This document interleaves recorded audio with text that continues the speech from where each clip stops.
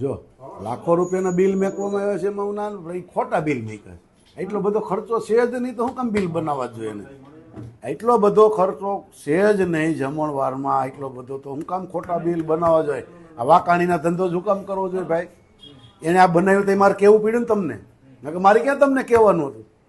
હું કોર્પોરેશને 3 વાર હું આવી ગયો તો તમને કહું નહીં કે આ ખોટું બિલ બનાવ્યું તો મારે તમને કેવું પડ્યું ને? ખાસ કરીને જે કહે છે 10 રૂપિયા ને 12 રૂપિયાની ચા મળે, 22 રૂપિયાના ચાના બિલ છે. હું આ પાડું છું. અનેક સંસ્થાઓએ ઠંડુ પાયું હતું અને ત્યાં ગરમી હતી એટલે લોકો ઠંડુ જ પાવા જતા હતા અને ઠંડુ જ બધા પીતા હતા. અને ચા હોય એવા 5, 25, 100, 200 જણા પીવાવાળા. પણ પહેલી વાત તો 20-21 રૂપિયાની ચા જ નથી થતી. રાજકોટમાં અમારે કોઠારી ઉપર 5 રૂપિયાની અડધી ચા મળે છે. અને એમ કે જંગલેશ્વરમાં ડિમોલેશન હાલે ત્યાં પાવા જ આવી છે એટલે 10 આના પૈસા દે ને 10, 15, 7 મફત ભરી દે છે. એટલે આ ખોટા બિલ બનાવે છે ને કોણ કહેવા જાય? તમારા દ્વારા પણ ફૂડ પેકેટ વિતરણ કરવામાં કેટલો ખર્ચો છે? સામાન્ય રીતે કેટલો થતો હોય? મારા 3 દી સુધી ફ્રૂટ પેકેટ બનાવ્યા હતા. બધા અધિકારીને ખબર છે, બધા આગેવાનોને ખબર છે. 3 દી ફૂડ પેકેટ બનાવ્યા હતા. એક દી થેપલા, સૂકી ભાજી અને છાશ અને સંભારા, બીજા દી ગાંઠિયા અને દહીં અને સંભારા, ત્રીજા દી પૌવા અને દહીં અને સંભારા અને ઠંડુ ને છાશની બોટલ, બરોબર, અને ઠંડુ. તોય મારે 5.5 લાખ રૂપિયાનો આ જંગલેશ્વર ડિમોલેશનમાં ખર્ચો થયો હતો. આ જ નવની દોલમાં બનાવતા હરિભાઈ ગવા રોડ પે. અમે પોતે જ અમારી પરમારાથી એવા ગ્રુપ છે, અમારા 40-50 જણાનું ગ્રુપ છે, અમે બધાએ બનાવ્યા. એટલો જ ખર્ચો છે. અન્ય બીજી સંસ્થાઓ હોત આપતા હતા, બીજી સંસ્થાઓ હોત ને આપતા હતા. 10% પોલીસ ખાતાના, કોર્પોરેશનના, જીબીના બધા વિભાગના 10% કર્મચારી એવા હતા. એ તો નાસ્તો જ નહોતા કરતા. એની ઘેરે જમીન આવતા ને એની ઘેરેથી ટિફિન લઈને એટલી સંસ્થાઓ ખવાડતી હતી.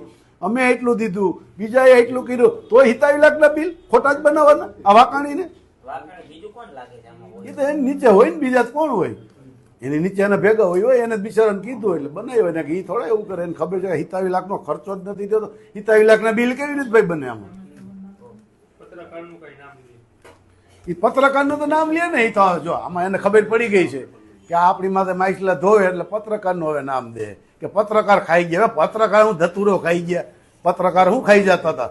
આદિ સુધી કેટલી કોન્ફરન્સો કોર્પોરેશનમાં બનાવી. ઓલા આવડા બિસ્કીટ 5 રૂપિયાનું પેકેટ આવી મગે, 2 બિસ્કીટ હોય ને, એક ગોળ બિસ્કીટ હોય અને એક ચા હોય. પત્રકારો અમે પત્રકાર પરિષદમાં આદિ સુધી 30 વર્ષથી જંતરાવી કોર્પોરેશનમાં, બરોબર. એ એમ કહે છે આટલા પત્રકાર હતા ને આટલા હતા. જ્યાં આપણે બોલાવી તો 40-50 જણા આવે છે.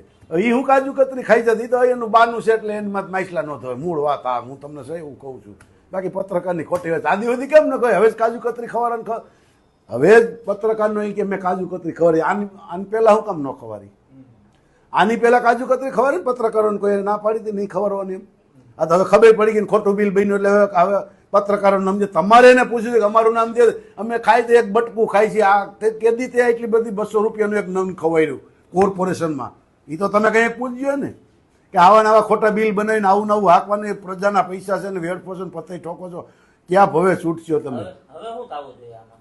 હવે તો મને એટલી ખબર, કમિશનરને અંગત રસ લઈ અને વિજિલન્સ તપાસ બેહારીને આની કમિટી રચી અને આને સસ્પેન્ડ કરવો જોઈએ.